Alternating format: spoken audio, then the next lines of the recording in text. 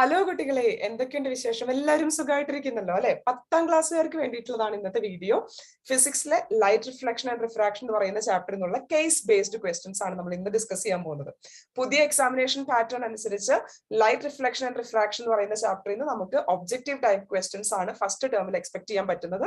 Second ടേമിൽ ഈ chapter വരുന്നില്ല. അപ്പൊ കൂടുതലായിട്ടും ഈ ചാപ്റ്ററിൽ നമ്മൾ ഫോക്കസ് ചെയ്യേണ്ടത് stand alone MCQs, assertion reasoning questions and case based questions. ഇതിൽ അസർഷൻ റീസണിംഗ് ക്വസ്റ്റ്യൻസിന്റെ സ്റ്റാൻഡ് അലോൺ MCQസിന്റെ ഒക്കെ വീഡിയോസ് നമ്മൾ മുന്നേ ചാനലിൽ ചെയ്തിട്ടുണ്ടായിരുന്നു. കാണാത്തവരുണ്ടെങ്കിൽ അതും കൂടെ കണ്ടേക്കണം.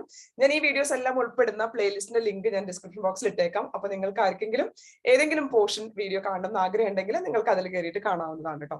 അപ്പൊ കേസ് ബേസ്ഡ് ക്വസ്റ്റ്യൻസ് എന്ന് പറയുന്നത് നമ്മൾ ഇത്ര നാളായിട്ട് അധികം പരിചിതമല്ലാത്ത ഒരു ടൈപ്പ് ഓഫ് ക്വസ്റ്റ്യൻ ആണ് അല്ലെ. ഇത് ബേസിക്കലി MCQ തന്നെയാണ്. പക്ഷെ ഇതിന്റെ ഒരു പ്രത്യേകത എന്ന് പറയുന്നത് സ്റ്റാൻഡ് അലോൺ MCQ പോലെ, അതായത് ഒരു ക്വസ്റ്റ്യൻ അതിന്റെ 4 ഓപ്ഷൻ, അതിൽ നിന്ന് കുറച്ച് വ്യത്യാസമായിട്ട് നമുക്കൊരു റിയൽ ടൈം സിറ്റുവേഷൻ അല്ലെങ്കിൽ ഒരു കേസ്, ഒരു ചെറിയ ഒരു ഇൻസിഡന്റ് തന്നിട്ടുണ്ടായിരിക്കും. ആ ഒരു കേസിനെ ബേസ് ചെയ്തുകൊണ്ട് 4 or 5 ക്വസ്റ്റ്യൻസ് തരും. സാധാരണ കണ്ടുവരുന്ന പാറ്റേൺ എന്ന് പറയുന്നത് ഒരു കേസ്, അതൊരു പാരഗ്രാഫ് ആയിട്ട് നമുക്ക് തരും. അതിനെ ഫോളോ ചെയ്തുകൊണ്ട് 5 ക്വസ്റ്റ്യൻസ് ആണ് ഉണ്ടാവുക. അതിൽ നിന്ന് ഏതെങ്കിലും 4 എണ്ണമാണ് നമ്മളോട് ആൻസർ ചെയ്യാൻ പറയാം. ഇതാണ് സാധാരണ കണ്ടുവരുന്ന ഒരു പാറ്റേൺ എന്ന് പറയുന്നത്. ഇത്തവണത്തെ പാറ്റേൺ എന്താണെന്നുള്ളത് സാമ്പിൾ പേപ്പർ റിലീസ് ആയാലും നമുക്ക് അറിയുള്ളൂ. അപ്പൊ അതുകൊണ്ട് തന്നെ നമ്മൾ ഒരു കേസും അതിനെ ഫോളോ ചെയ്യുന്ന ക്വസ്റ്റ്യൻസും എങ്ങനെയാണ് ആൻസർ ചെയ്യുന്നത് എന്ന് നമുക്കൊന്ന് നോക്കാം. അതിന്റെ കുറച്ച് സാമ്പിൾ ക്വസ്റ്റ്യൻസ് ആണ് ഇന്നത്തെ വീഡിയോയിൽ ഉൾപ്പെടുത്തിയിട്ടുള്ളത് കേട്ടോ. അപ്പൊ അധികം ഡയലോഗ് അടിച്ച് സമയം കളയുന്നില്ല, നമുക്ക് ക്വസ്റ്റ്യൻസിലോട്ട് കിടക്കാം. ഒന്നാമത്തെ ചോദ്യം ഇതാണ്. ഇപ്പൊ നിങ്ങൾക്ക് ചോദ്യത്തിൽ വായിക്കുമ്പോൾ മനസ്സിലാവുന്നത് പോലെ ഫോളോയിങ് ഫിഗർ ഇല്ലസ്ട്രേറ്റ്, അതായത് നമുക്ക് ഒരു ഫിഗർ താഴെ തന്നിട്ടുണ്ട്. കോൺകേവ് മിററിന്റെ ഒരു ഫിഗർ ആണ് നമുക്ക് തന്നിരിക്കുന്നത് അല്ലെ. It illustrates what? The ray diagram for the formation of image by a concave mirror. The position of the object is beyond the centre of curvature. ഈ ഡയഗ്രത്തിൽ നിന്ന് നമുക്ക് മനസ്സിലാവുന്ന കാര്യം തന്നെയാണ്. AB എന്നുള്ളതാണ് ഒബ്ജക്ട്, അത് സെന്റർ ഓഫ് കർവേച്ചറിന്റെ ബിയോണ്ട് ആയിട്ടാണ് വെച്ചിരിക്കുന്നത്. ആൻഡ് ഇമേജ് ഫോം ചെയ്തിരിക്കുന്നത് സിക്കും എഫിനും ഇടയ്ക്കാണെന്ന് നമുക്ക് ഡയഗ്രത്തിൽ നിന്ന് തന്നെ വളരെ വ്യക്തമാണ് അല്ലെ. On the basis of the given diagram answer any 4 questions from 1 to 5. അതായത് ഇതുപോലെയാണ് ക്വസ്റ്റ്യന്റെ ഒരു പാറ്റേൺ മനസ്സിലാക്കാൻ വേണ്ടിയിട്ടാണ് ഞാൻ അതുപോലെ തന്നെ എഴുതിയിരിക്കുന്നത്. നമുക്കൊരു പാരഗ്രാഫ് അല്ലെങ്കിൽ ഒരു ഇൻസിഡന്റ് തരും. അതിനെ ഫോളോ ചെയ്തുകൊണ്ട് അല്ലെങ്കിൽ ആ ഒരു പാരഗ്രാഫിനെ ബേസ് ചെയ്തുകൊണ്ട് 5 ക്വസ്റ്റ്യൻസ് തരും. അതിൽ ഏതെങ്കിലും 4 എണ്ണം ആൻസർ ചെയ്യാനാണ് നമ്മളോട് പറയാം. നമുക്ക് വീഡിയോയുടെ ഭാഗമായിട്ട് 5 ക്വസ്റ്റ്യൻസിന്റെ ആൻസർ കണ്ടുപിടിക്കാം കേട്ടോ. ആദ്യത്തെ ചോദ്യം എന്താണെന്ന് നോക്കാം. If the focal length of the concave mirror is 10 centimeter, the image formed will be at a distance of what എന്നുള്ളതാണ് ചോദ്യം. നമുക്ക് അതിന് വേണ്ടിയിട്ട് ഇപ്പൊ ഇമേജ് ഫോം ചെയ്തിരിക്കുന്നത് എവിടെയാണെന്ന് ഡയഗ്രത്തിൽ നിന്ന് വളരെ വ്യക്തമാണ് നമുക്ക് അല്ലെ. AB എന്ന് പറയുന്നതാണ് ഒബ്ജക്ട്, A', B' എന്നുള്ളതാണ് ഇമേജ്. ഇവിടെ A', B' നിങ്ങൾക്ക് കൃത്യമായിട്ട് കാണാൻ പറ്റുന്നുണ്ടല്ലോ അല്ലെ. അപ്പോൾ AB എന്ന് പറയുന്നത് ഒബ്ജക്ട്, അത് ബിയോണ്ട് C ആണ് വെച്ചിരിക്കുന്നത്. ഒബ്ജക്ട് ബിയോണ്ട് C വെച്ചാൽ നമുക്ക് പഠിച്ചിട്ടുള്ളത് കൂടിയാണ് എന്ത്, image will be form between C and F എന്നുള്ളത്. അത് നമുക്കിവിടെ ഡയഗ്രത്തിൽ വ്യക്തമായിട്ട് കാണാനും പറ്റുന്നുണ്ട്. A', B' എന്ന് പറയുന്ന ഇമേജ് ഫോം ചെയ്തിരിക്കുന്നത് സിക്കും എഫിനും ഇടയ്ക്കാണ്. ഫോക്കൽ ലെങ്ത് 10 centimeter ആണെങ്കിൽ സെന്റർ ഓഫ് കർവേച്ചർ എവിടെയായിരിക്കും? നമ്മൾ സ്പെരിക്കൽ മിറേഴ്സിന് റേഡിയസ് ഓഫ് കർവേച്ചറിനെയും ഫോക്കൽ ലെങ്തിനെയും കണക്ട് ചെയ്യുന്ന ഒരു ഫോർമുല പഠിച്ചിട്ടുണ്ടായിരുന്നു. ഒന്ന് റീകളക്ട് ചെയ്ത് നോക്കി. എന്താണ് ആ formula? Radius of curvature is equal to 2 times the focal length. Focal ലെങ്ത്തിന്റെ ഡബിൾ ആണ് റേഡിയസ് ഓഫ് കർവേച്ചർ എന്ന് പറയുന്നത്. അപ്പൊ ഫോക്കൽ ലെങ്ത് 10 centimeter ആണെങ്കിൽ റേഡിയസ് ഓഫ് കർവേച്ചർ എത്ര സെന്റിമീറ്റർ ആയിരിക്കും? 20 centimeter ആയിരിക്കും. അതിന്റെ അർത്ഥം ഈ F എന്ന് പറയുന്ന പോയിന്റ്, ഫോക്കസ് എന്ന് പറയുന്നത് മിററിൽ നിന്ന് 10 centimeter അകലെയും C എന്ന് പറയുന്ന പോയിന്റ് 20 centimeter അകലെയും ആയിരിക്കും. കാരണം ഫോക്കൽ ലെങ്ത്തിന്റെ ഡബിൾ ആണ് റേഡിയസ് ഓഫ് കർവേച്ചർ. അപ്പൊ സെന്റർ ഓഫ് കർവേച്ചർ ലൊക്കേറ്റ് ചെയ്യുന്ന പൊസിഷൻ ഇസ് 20 centimeter. അപ്പൊ ബിറ്റ്വീൻ C and F എന്ന് നമുക്കറിയാം അതിന്റെ ലെങ്ത് എത്രയാണെന്ന് നമുക്കിപ്പോ മനസ്സിലായി. C എന്ന് പറയുന്നത് 20 ആണ്, F എന്ന് പറയുന്നത് 10 centimeter ആണ്. അപ്പൊ ബിറ്റ്വീൻ 10 and 20 centimeter എന്ന ഓപ്ഷൻ വരുന്ന ഓപ്ഷൻ ആണ് നമ്മൾ കറക്റ്റ് ആയിട്ട് ചൂസ് ചെയ്യേണ്ടത്. നമ്മുടെ ABCD ഓപ്ഷൻസ് വായിച്ചു നോക്കാം. ബിറ്റ്വീൻ 10 and 15 അല്ല, ബിറ്റ്വീൻ 10 and 20 centimeter എന്ന് പറയുന്ന ഓപ്ഷൻ B ആണ് ഇവിടുത്തെ കറക്റ്റ് ആൻസർ ആയിട്ട് വരുന്നത്. ഒന്നാമത്തെ ചോദ്യത്തിന്റെ ഉത്തരം നമ്മൾ എങ്ങനെ കണ്ടുപിടിച്ചു എന്ന് എല്ലാവർക്കും മനസ്സിലായല്ലോ അല്ലെ. രണ്ടാമത്തെ ചോദ്യം എന്താണെന്ന് നോക്കാം. In case of concave mirror the image distance is dash when the image is formed in front of the mirror and dash when the image is formed behind the mirror. Options കൊടുത്തിരിക്കുന്നത് positive നെഗറ്റീവിന്റെ ഒരു combination ആണ്. അപ്പൊ അതുകൊണ്ട് തന്നെ നമുക്ക് മനസ്സിലാക്കാം ഇവിടെ ഉദ്ദേശിച്ചിരിക്കുന്നത് സൈൻ കൺവെൻഷൻ അനുസരിച്ച് ഈ ഇമേജിന്റെ സൈൻ ആണ്. അതായത് നമ്മളോട് ചോദിച്ചിരിക്കുന്നത് ഇമേജ് മിററിന്റെ മുന്നിൽ ഫോം ചെയ്യുമ്പോൾ ഏത് സൈൻ കൊടുക്കണം, മിററിന്റെ ബിഹൈൻഡ്ലി ഫോം ചെയ്യുമ്പോൾ ഏത് സൈൻ കൊടുക്കണം എന്നുള്ളതാണ്. സൈൻ കൺവെൻഷൻസ് എങ്ങനെയാണെന്ന് എല്ലാവർക്കും അറിയാമെന്നാണ് വിചാരിക്കുന്നത്. സൈൻ കൺവെൻഷൻ മനസ്സിലാക്കാൻ വേണ്ടി എക്സ്ക്ലൂസീവ് ആയിട്ട് നമ്മളൊരു വീഡിയോ ചെയ്തിട്ടുണ്ടായിരുന്നു. വളരെ എളുപ്പത്തിൽ നമുക്ക് മനസ്സിലാക്കാവുന്നതാണ്. മിററിന്റെ ലെഫ്റ്റ് സൈഡിൽ വരുന്ന എല്ലാ മെഷർമെന്റ്സിനെയും നമ്മൾ എന്തെടുക്കുക, നെഗറ്റീവ് എടുക്കണം. മിററിന്റെ റൈറ്റ് സൈഡിൽ വരുന്ന എല്ലാ ഡിസ്റ്റൻസുകളെയും നമുക്ക് പോസിറ്റീവ് എന്നാണ് എടുക്കേണ്ടത്.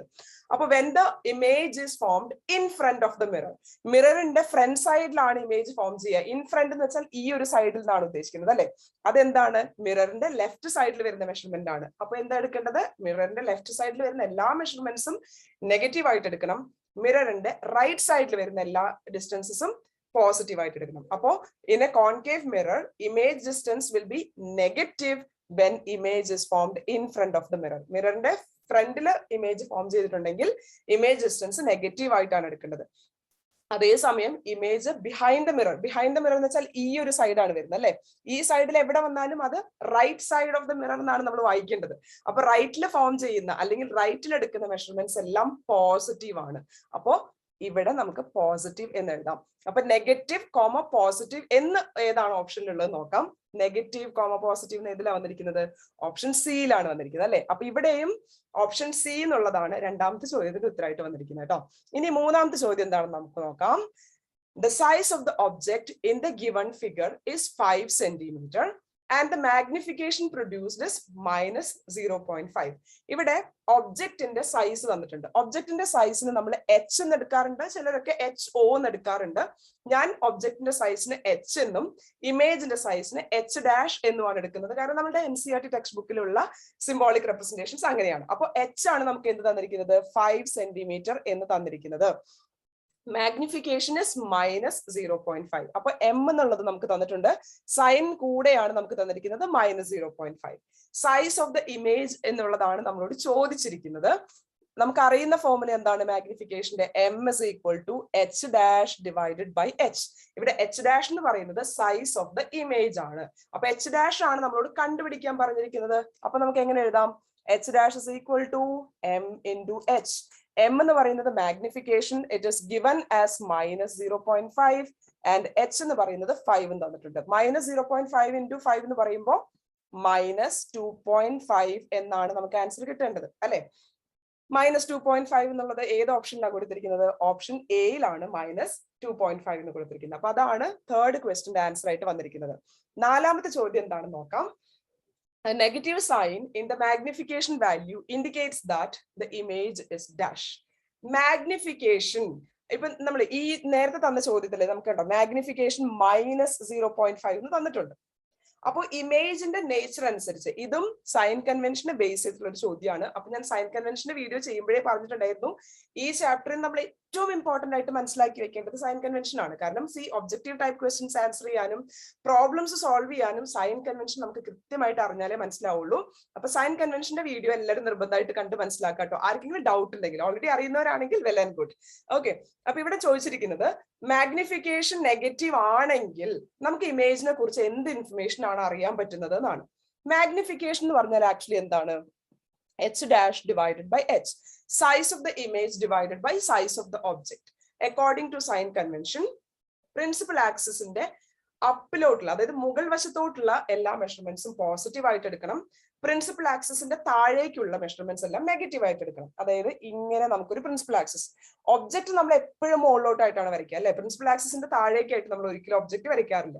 അതിന്റെ അർത്ഥം എന്താണ്, എച്ച് എന്ന് പറയുന്നത് എപ്പോഴും പോസിറ്റീവ് ആയിരിക്കും. Okay, H is always going to be positive.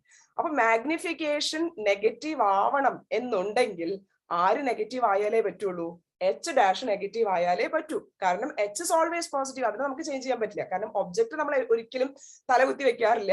We will be keeping the object in the upright position only. അപ്പൊ H എന്ന് പറയുന്നത് പോസിറ്റീവ് ആവുന്നത് കൊണ്ട് തന്നെ H' നെഗറ്റീവ് ആവണം, എന്നാലാണ് മാഗ്നിഫിക്കേഷൻ നെഗറ്റീവ് ആവുള്ളൂ. ഈ H' നെഗറ്റീവ് ആവണമെന്നുണ്ടെങ്കിൽ എന്താണ് അതിന്റെ കാരണം, എന്തായിരിക്കണം അവിടുത്തെ സിറ്റുവേഷൻ, പ്രിൻസിപ്പൽ ആക്സിസിന്റെ താഴേക്കാണ് എച്ച് ഡാഷ് നിൽക്കേണ്ടത്. ഇങ്ങനെ പ്രിൻസിപ്പൽ ആക്സിസിന്റെ ഡൗൺ സൈഡിലോട്ട് ഇമേജ് നിന്നാൽ മാത്രമാണ് എച്ച് ഡാഷ് നെഗറ്റീവ് ആയിട്ട് വരുള്ളൂ. അപ്പൊ ഡൗൺ സൈഡിലോട്ട് വരുന്ന ഇമേജിനെ നമ്മൾ എന്ത് പറയും? ഇൻവേർട്ടഡ് ഇമേജ് എന്ന് പറയും. ഇൻവേർട്ടഡ് ഇമേജസ് എല്ലാം എപ്പോഴും റിയൽ ആണ് അല്ലെ. അപ്പൊ റിയൽ ആൻഡ് ഇൻവേർട്ടഡ് ഇമേജ് ആണെങ്കിലാണ് എം അഥവാ മാഗ്നിഫിക്കേഷൻ നെഗറ്റീവ് ആവുന്നത്. റിയൽ ആൻഡ് ഇൻവേർട്ടഡ് എന്ന് എഴുതിയിരിക്കുന്ന ഓപ്ഷൻ എ ആണ് കറക്റ്റ് ആൻസർ. ഞാനിപ്പോ കുറച്ച് നീട്ടി പരത്തിയിട്ടാണ് സൈൻ കൺവെൻഷൻ പഠിപ്പിച്ചത്, അത് ഇതിൽ പറഞ്ഞു തന്നത്. പക്ഷെ സൈൻ കൺവെൻഷന്റെ എളുപ്പത്തിൽ എങ്ങനെ മനസ്സിലാക്കുക എന്നുള്ള വീഡിയോയിൽ കുറച്ചും കൂടെ സിമ്പിൾ ആയിട്ട് നിങ്ങൾക്ക് കണ്ടുപിടിച്ച് മനസ്സിലാക്കാൻ പറ്റുന്നതാണ് ഞാൻ വിശ്വസിക്കുന്നത്. ഈ ഒരു കേസ് ബേസ്ഡ് ക്വസ്റ്റിന്റെ 5ാമത്തെ ചോദ്യം ഇതാണ്. An image is formed by a concave mirror. An image formed by a concave mirror is virtual. നമുക്കറിയാം കോൺകേവ് മിററിന് വെർച്വൽ ഇമേജ് ഉണ്ടാക്കാൻ പറ്റുന്നുണ്ട്, റിയൽ ഇമേജ് ഉണ്ടാക്കാൻ പറ്റുന്നുണ്ട്, എല്ലാ ടൈപ്പിലുള്ള ഇമേജ് ഉണ്ടാക്കാൻ പറ്റുന്നുണ്ട് അല്ലെ. അപ്പൊ വെർച്വൽ ഇമേജ് ആണ് ഉണ്ടായിട്ടുള്ളത് എന്നാണ് ചോദ്യത്തിൽ പറഞ്ഞിരിക്കുന്നത്. When the object is placed at what place? ഈ കോൺകേവ് മിറർ ഒരു പൊസിഷനിൽ ഒഴികെ ബാക്കി എല്ലാ പൊസിഷനിലും ഒബ്ജക്റ്റ് വെച്ചാലും എപ്പോഴും റിയൽ ആൻഡ് ഇൻവേർട്ടഡ് ഇമേജ് ഉണ്ടാക്കുന്ന മിറർ ആണ് കോൺകേവ് മിറർ. അതേസമയം മിററിന്റെ ഏറ്റവും അടുത്ത് ഏറ്റവും ക്ലോസർ ആയിട്ട് ഒബ്ജക്റ്റ് വെക്കുമ്പോഴാണ് concave mirror will form virtual image. ബാക്കി എല്ലാ പ്ലേസിലും റിയൽ ഇമേജ് ആണ് ഉണ്ടാക്കുക. അത് ഏതാണ് ആ പ്ലേസ്? ഏത് പ്ലേസിൽ വെക്കുമ്പോഴാണ് നമുക്ക് കോൺകേവ് മിറർ വെർച്വൽ ഇമേജ് തരുന്നത്? മിററിന്റെ ഇമേജ് ഫോർമേഷൻ പഠിക്കുമ്പോൾ നമ്മൾ 6 ഡിഫറെന്റ് പൊസിഷൻസ് പഠിക്കുന്നുണ്ട് അല്ലെ. Object placed at infinity, beyond C, at C എന്നൊക്കെ പറഞ്ഞുകൊണ്ട് ഡിഫറെന്റ് പൊസിഷൻസും അതിനനുസരിച്ച് ഇമേജിന്റെ നേച്ചറും സൈസും ഒക്കെ കമ്പയർ ചെയ്ത് പഠിക്കുന്നുണ്ട്. അതിൽ നമ്മൾ പഠിച്ച് മനസ്സിലാക്കിയിട്ടുണ്ടായിരുന്നു എന്ത്? When the object is placed between P and F, അതായത് പോളിനും ഫോക്കസിനും ഇടയ്ക്ക് ഒബ്ജക്റ്റ് വെക്കുന്ന സമയത്താണ് concave mirror forms virtual image. Virtual and erect image ആണ്, അത് കൂടാതെ അതൊരു എൻലാർജ്ഡ് ഇമേജും കൂടെ ആണെന്നാണ് നമ്മൾ പഠിച്ചത്. അപ്പൊ അതുകൊണ്ട് തന്നെ ഈ ക്വസ്റ്റ്യൻ നമ്പർ 5ന്റെ ആൻസർ എന്താ വരുന്നത്? When the object is placed between P and F, between the pole and the focus എന്നുള്ളതാണ് ഉത്തരം. അപ്പോ ആദ്യത്തെ കേസ് ബേസ്ഡ് ക്വസ്റ്റ്യൻ നമ്മൾ ഇവിടെ അവസാനിപ്പിച്ചിരിക്കുകയാണ്. ഒരു ചോദ്യം അല്ലെങ്കിൽ ഒരു പാരഗ്രാഫ് അതിനെ റിലേറ്റ് ചെയ്തുകൊണ്ട് നമുക്ക് 5 ക്വസ്റ്റ്യൻസ് തരും. ഇതിൽ നിന്ന് ഏതെങ്കിലും 4 ആൻസർ ചെയ്യാനൊക്കെ ആയിരിക്കും നിങ്ങൾക്ക് എക്സാമിന് ഉണ്ടാവുക. അപ്പൊ എങ്ങനെയാണ് കേസ് ബേസ്ഡ് ക്വസ്റ്റ്യൻസിന്റെ ഒരു സ്ട്രക്ചർ എന്നുള്ളതൊക്കെ നിങ്ങൾക്ക് എല്ലാവർക്കും മനസ്സിലായി കാണുമെന്ന് വിചാരിക്കുന്നു. ഫർദർ നമുക്ക് കുറെ കൂടെ ക്വസ്റ്റ്യൻസ് ഉണ്ട്, അതെല്ലാം ഡിസ്കസ് ചെയ്യണമെന്നുണ്ടെങ്കിൽ നിങ്ങളൊന്ന് കമന്റ് ആയിട്ട് എഴുതും നിങ്ങൾക്ക് കൂടുതൽ ക്വസ്റ്റ്യൻസ് ആവശ്യമുണ്ടോ എന്നുള്ളത് കേട്ടോ. അപ്പൊ നമുക്ക് അടുത്ത പാർട്ടായിട്ട് കുറച്ചുകൂടെ ക്വസ്റ്റ്യൻസ് ചെയ്യാം. ഇന്നത്തെ വീഡിയോ ഞാനൊന്ന് ഷോർട്ട് ആയിട്ട് ഇവിടെ വെച്ച് അവസാനിപ്പിക്കുകയാണ്. ഈ ഒരു വീഡിയോ അടുത്ത പാർട്ടിൽ നമുക്ക് കൂടുതൽ case based question from this particular lesson itself കാണാം. അപ്പൊ വീഡിയോ ആദ്യമായിട്ട് കാണുന്നവരാണെങ്കിൽ എന്ത് ചെയ്യണം? ചാനൽ സബ്സ്ക്രൈബ് ചെയ്ത് ബെൽ ബട്ടൺ ഒന്ന് എനേബിൾ ചെയ്ത് വെച്ചാലാണ് അടുത്ത കേസ് ബേസ്ഡ് ക്വസ്റ്റ്യൻസ് നിങ്ങൾക്ക് കാണാൻ പറ്റുള്ളൂ. അപ്പൊ എല്ലാവർക്കും എന്താ പറയാ, താങ്ക് യു ഫോർ വാച്ചിങ്. നിങ്ങൾക്ക് എന്തെങ്കിലും ഡൗട്ട് ഉണ്ട് അല്ലെങ്കിൽ നിങ്ങളുടെ എന്തെങ്കിലും സജഷൻസ് ഒക്കെ ഉണ്ടെങ്കിൽ കമന്റ് ആയിട്ട് എഴുതാൻ മറക്കരുത്. അതുപോലെ ചാനൽ സബ്സ്ക്രൈബ് ചെയ്ത് വെക്കുക. കൂടുതൽ ക്വസ്റ്റ്യൻസ് നമുക്ക് ഈ ചാനലിലൂടെ കണ്ടു മനസ്സിലാക്കി പഠിക്കാം എന്നാണ് വിചാരിക്കുന്നത്. അപ്പൊ thank you once again for watching today's episode. Have a wonderful day ahead to all of U.